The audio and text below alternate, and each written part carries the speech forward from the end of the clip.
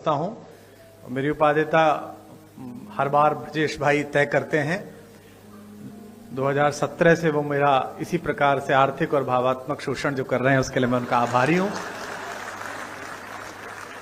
एक आध बार तो मैंने प्रयास किया कि मैं यहां से बच जाऊं महाराज जी, मुझे लगा कहीं जहां दूसरी जगह ठीक ठाक सामान हो वहां जाऊं, तो उसमें फिर जब इनकी नहीं चलती तो ये महाराज जी का नाम ले देते कि महाराज जी आएंगे देख लीजिए आप। तो फिर मुझे लगता है कि महाराज जी का शासन है, सम्मान से बुलाने चले जाओ, वरना सम्मान से भी बुला ही सकते हैं।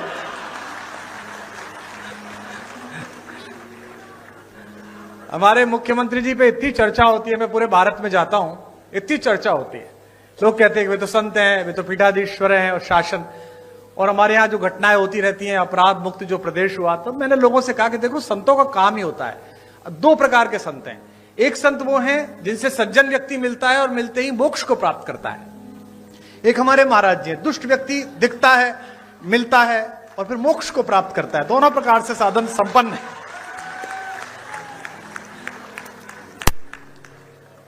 और आवश्यक भी है, क्या करें, देश ऐसी स्थिति में आ गया है, पहले डॉक्टर्स RX लिखते थे, वो RDX लिखने लगे हैं, क्या करेंगे आप। तो ऐसे समय में तो बहुत आवश्यक है। आदरणीय रक्षा मंत्री जी ने बड़ा उल्लेख किया, मेरा सौभाग्य रहा कि अटल जी की कृपा, उनका स्नेह मुझ पर भी रहा और वो लगातार अपने घर पर एक गोष्ठी करते थे जिसमें रक्षा मंत्री जी की उपस्थिति होती थी, आदरणीय दिनेश भैया की उपस्थिति होती थी।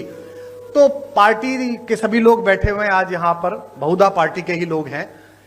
तो दो प्रकार तीन प्रकार की पीढ़ियां पार्टी में आ गई। एक अटल जी की पीढ़ी थी जिसमें आदरणीय अडवाणी जी, जोशी जी, वो एक पीढ़ी थी। फिर आदरणीय रक्षा मंत्री जी की, प्रधानमंत्री जी की एक पीढ़ी आई। अब एक तीसरी पीढ़ी हमारे यशस्वी मुख्यमंत्री जी की, देवेंद्र फडणवीस जी की। तीन पीढ़ियां लगातार काम कर रही हैं और तीनों के दृष्टिकोण में अंतर है।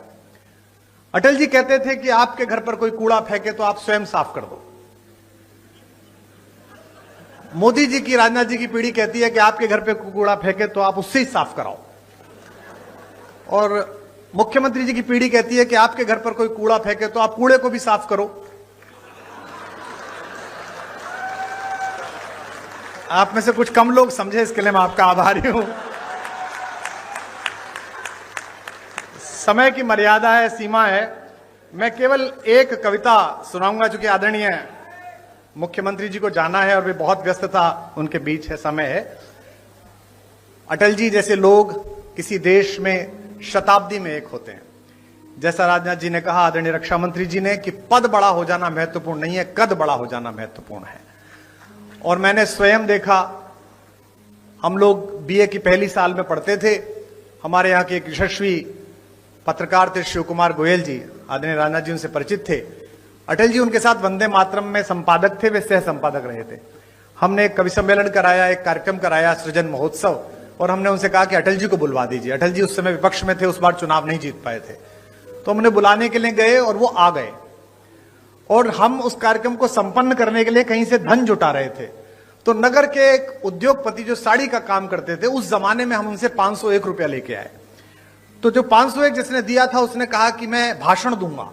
ये बड़ा संकट का काम था, लेकिन अब वो 501 दे रहा था तो भाषण दिलाना था।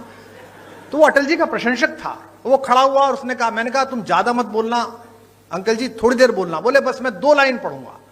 और उसने खड़े होकर कहा कि आज अटल जी आए हैं, बस मैं ये 2 पंक्ति पढ़ना चाहता हूं कि शहीदों की चिताओं पर लगेंगे हर बरस मेले।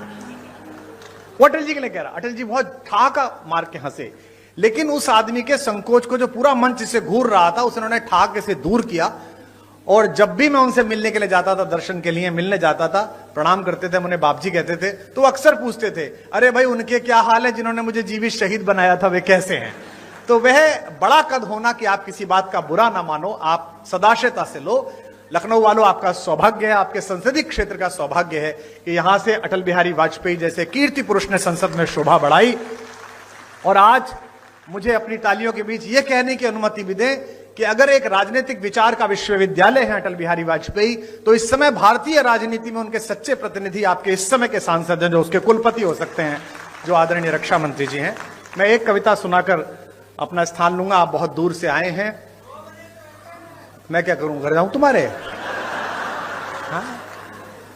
मतलब हद हो गई, ऐसा ही बुलाने वाला ऐसे ही आने वाले। इतने बड़े बड़े भाषण सुनता हूं। आज बजट का भाषण में सुन रहा था मुख्यमंत्री जी का, बजट में ये हुआ, बजट में ये हुआ।